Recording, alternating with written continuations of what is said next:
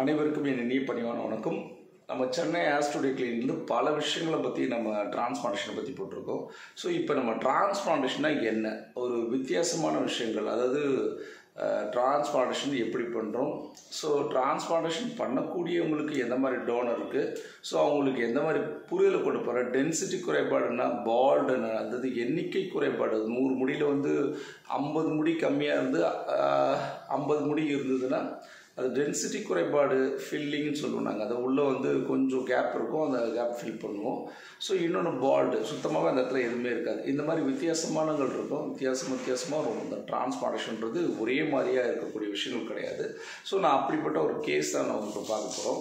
So அதனால் இவங்களுக்கு transplantation பண்ணும்போது இந்த டென்சிட்டி மற்ற விஷயங்களை நம்ம எப்படி பண்ணுறோம், எந்த மாதிரி பண்ணிகிட்ருக்கோம். ஸோ அவங்க 1 டே ப்ராசஸ்லேருந்து 2 டே ப்ராசஸ் பண்ண ஆரம்பிச்சு நம்ம ஒரு நாளில் 2 நாள் பண்ணிகிட்ருக்கோம். அதாவது ஒரே நாளில் டிரான்ஸ்பிளான்டேஷன் பண்ணும்போது ஹை டென்சிட்டி கொண்டு வர முடியாது. இப்போ 2 டே ப்ராசஸ் பண்ணிகிட்ருக்கோம். நம்ம கிளைண்ட்லேருந்து ஒரு பெரம்பலூர் டிஸ்ட்ரிக்ட் குன்னூர். கொஞ்சம் சத்தமாக பேசுங்க. கொஞ்சம் முன்னால் பெரம்பலூர் டிஸ்ட்ரிக்ட்லேருந்து குன்னூர்லேருந்து வந்திருக்காரு. தானே குன்னத்துலேருந்து வந்திருக்காரு. என்ன ஏஜ் ஆகுதுமா? 26. ஓகே. இப்போ டிரான்ஸ்பிளான்டேஷனை பற்றி உங்களோட எண்ணங்கள் என்ன? அது எப்படி டிரான்ஸ்பிளான்டேஷனில் பெரிய வலி மற்ற விஷயங்கள் பயங்கள் அப்படி இப்படி இருக்குல்ல, நீங்கள் ஃபஸ்ட்டு 1 டே முடிச்சிருக்கீங்க நேற்று, எப்படி இருந்தது ஃபீல்? வழியெல்லாம் ஒன்றும் இல்லை, பரவாயில்ல. செட்டிங் ஃபர்ஸ்ட் செட்டிங் முடிஞ்சிருக்கு, செகண்ட் செட்டிங் பண்ண ஆரம்பிக்க போகிறாங்க. நான் காலையில் ஒரு 9 மணிக்கு இங்கே வந்தேன். ஒரு 3 மணிக்கு போல ஆரம்பித்தாங்க ஃபர்ஸ்ட் செட்டிங்கு. என்ன பண்ணாங்க பேசிக்காக? முதல்ல வந்தவுடனே என்ன மாதிரியான ஸ்டார்ட் பண்ணாங்க? பிளட் டெஸ்ட் மற்ற விஷயங்கள் என்ன மாதிரி? ஃபர்ஸ்ட் பிளட் டெஸ்ட் எடுத்தாங்க. ஒரு 1 hour வெயிட் பண்ண சொன்னாங்க. ரிசல்ட் நல்ல ரிசல்ட் வந்துச்சு, நார்மலாக வந்துச்சு. அதுக்கப்புறம் 2 ஊசி போட்டாங்க கையில். ஏதாச்சும் அரிப்பு இருக்கான்னு பார்க்க சொன்னாங்க. ஒன்றும் இல்லைன்னு உடனே ஒரு 3 ஸ்டார்ட் பண்ணாங்க. ஒரு 7 மணிக்கு 7, 8, 9 மணிக்கு முடிஞ்சிருச்சு ஃபர்ஸ்ட் செட்டிங்கு. அதுக்கப்புறம் சாப்பிட்டு படுத்துட்டேன். இப்போ செகண்ட் செட்டிங் ஒரு வலி மற்ற விஷயங்களை பற்றி சொல்லுங்கள். வலியெல்லாம் ஒன்றும் அவ்வளோ பெருசாக இல்லை. நமக்கு மறுபரிசு போட்டுக்குவாங்க, அதனால் வலி ஒன்றும் தெரியாது. எந்த மாதிரி ஃபீல் பண்ணுறீங்க இப்போ டிரான்ஸ்பிளான்டேஷன் பண்ண வந்துட்டீங்க?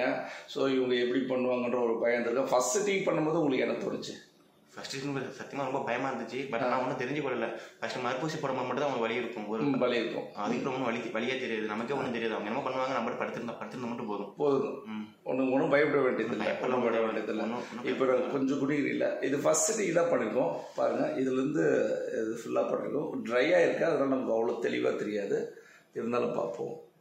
அதாவது ஒரு பாதி தலைக்கு பண்ணியிருக்கோன்னு சொல்கிறோம், கை வைக்கலாம் தலையில். ஸோ அந்தளவுக்கு பண்ணியிருக்கோம். என்ன மாதிரி, அதாவது சென்னை ஆஸ்ட்ரோடியோ கிளினிக் பொறுத்த வரைக்கும் உங்களோட அந்த ஒர்க்கெலாம் எப்படி நினைக்கிறீங்க? அவங்க பண்ணக்கூடிய விஷயங்கள் மற்ற விஷயங்கள், ஒரு டிரான்ஸ்பிளான்டேஷன் பண்ணக்கூடிய விஷயங்கள் இங்கே இருக்க எக்யூப்மெண்ட், சர்வீஸ், மற்ற விஷயங்கள், உங்களுக்கு இருக்கிற ஒரு பாதுகாப்பு எல்லாமே எப்படி இருக்குது? எல்லாமே பக்காவாக, ஒன்றும் பிரச்சனை இல்லை. ஒன்றும் பிரச்சனை கிடையாது. நல்லா தான் சொல்லி தராங்க. ஃப்ரெண்ட்ஸுமே நல்லா பழகுறாங்க. ஆனால் சொல்லி தராங்க பொறுமையாக. படித்து படுக்கும்போது கழுத்து வலிக்கும், கொஞ்சம் ப்ளீஸ் வெயிட் பண்ண சொன்னால் கொஞ்சம் 10 நிமிஷம் ரிசல்ட் வெயிட் பண்ணுறாங்க சொல்கிறாங்க. ஒன்றும் பிரச்சனை இல்லை. நீங்கள் மட்டும் தான் பண்ணுறீங்களா? உங்க கூட இன்னொருத்தர் பண்ணுறாருல்ல? எங்கள் கூட மொத்தம் 2 ஒரு அண்ணன் வந்தார்.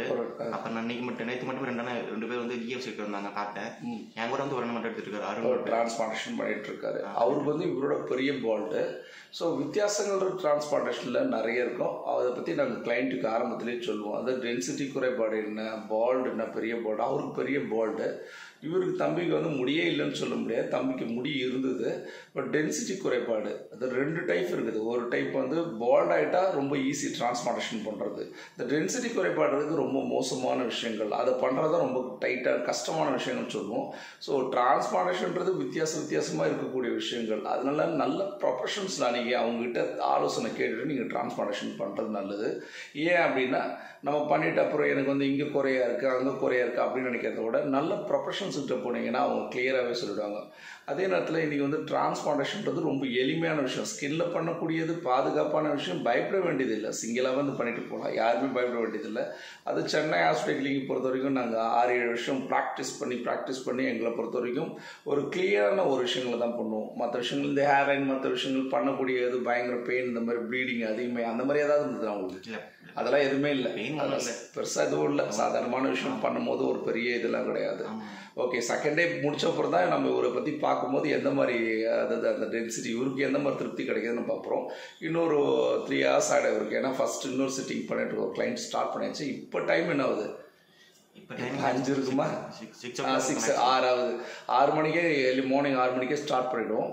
ஸோ அதுக்கப்புறம் பார்த்தீங்கன்னா உங்களுக்கு அப்படியே போய்ட்டு ஈவினிங்குள்ளே இவங்க முடிஞ்சிடும் ஒர்க்கு. தம்பி நேற்றுலேருந்து வீடியோ போடுறேன்னு சொல்லியிருந்தான். ஸோ நிறைய பேர் போட தயங்குவாங்க. அதனால் இவன் போடுறேன்னா அதில் தான் நாங்கள் காலையில் ஏர்லி மார்னிங் எடுக்கிறோம் வீடியோவை. ஓகே, ஒரு முடிச்சோன்னு நம்ம மற்றது எல்லாத்தையும் பார்ப்போம், எப்படி பண்ணியிருக்கோம், என்ன விஷயங்கள்லாம் நம்ம பார்ப்போம். அதுக்கு முன்னால் வந்து அவருக்கு எப்படி பண்ணிகிட்ருக்கோம் நம்ம பார்ப்போம் நேரடியாக.